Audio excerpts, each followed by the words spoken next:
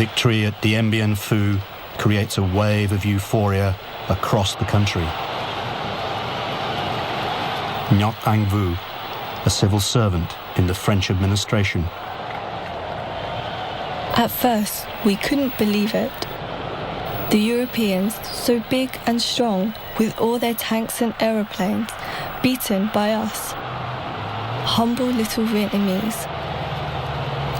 Farmers, school teachers, factory workers. We were so proud.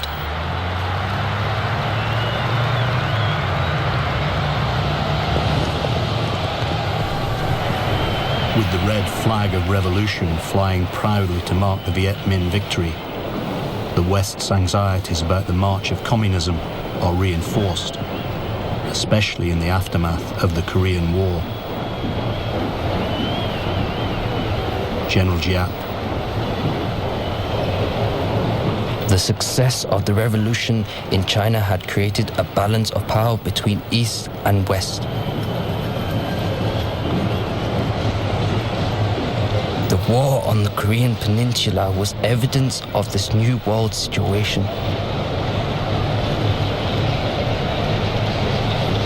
Until now, our war was still a battle between the peoples of Indochina and France.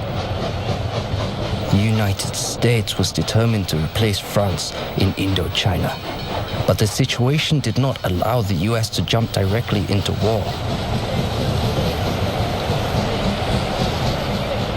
It might develop into a second Korean War, in which there was no guarantee of victory for the US. And it would not be easy for them to draw in allies already exhausted from Korea.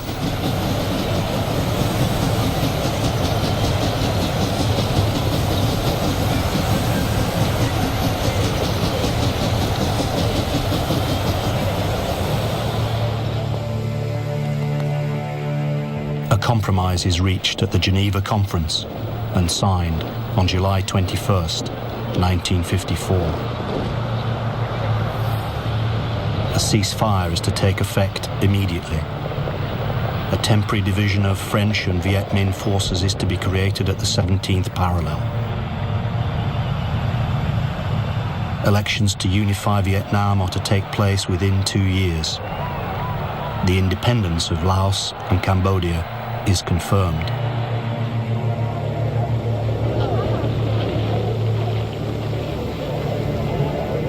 After decades of colonial rule, the French leave Indochina.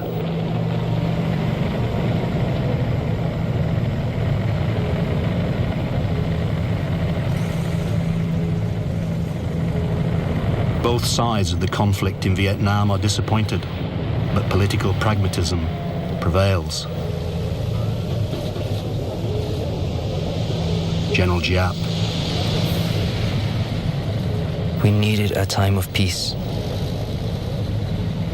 We needed an area with a capital, a seaport and an airport to consolidate the fruits of our revolution and to prepare our forces to strive for complete independence and unity in the future.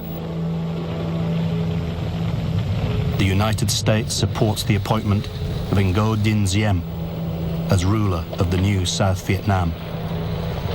Diem takes control of the French colonial army, the Army of the Republic of Vietnam, the ARVN.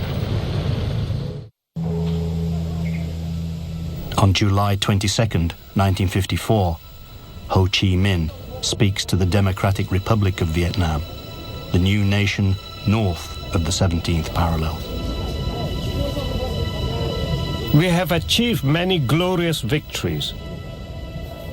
We have achieved this great victory. The French government has recognized the sovereignty of our nation and that their troops will leave our country.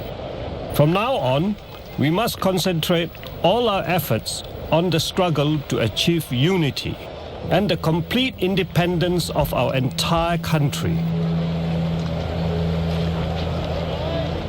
Ho Chi Minh's revolutionary government introduces draconian Stalinist economic reforms and applies communist principles ruthlessly. People are mobilized for huge reconstruction programs.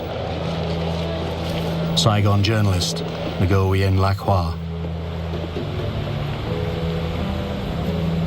Hundreds of thousands of people came south, especially anyone with land, money or status. Most of the Catholic population left as well.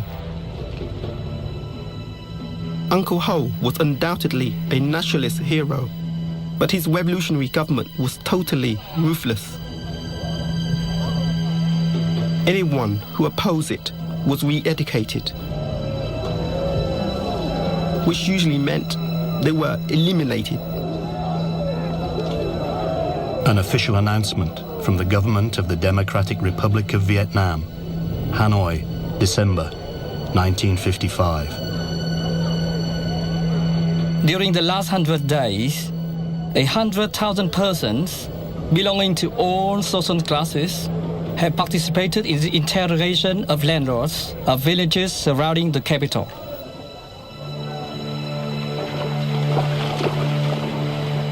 The South is also suffering widespread social upheaval and violence. Nguyen Lacroix. We had our own problems in the South.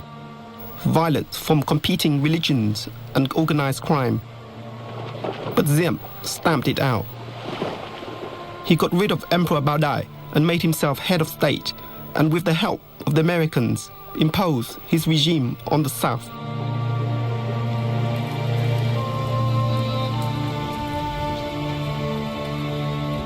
It soon becomes apparent that elections agreed to in the Geneva Accords will not happen, and that the division of Vietnam at the 17th parallel will become permanent.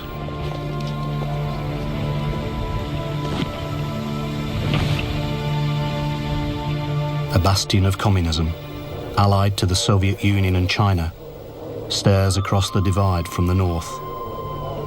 In the south, a bulwark of the West, sponsored by the United States, glares back.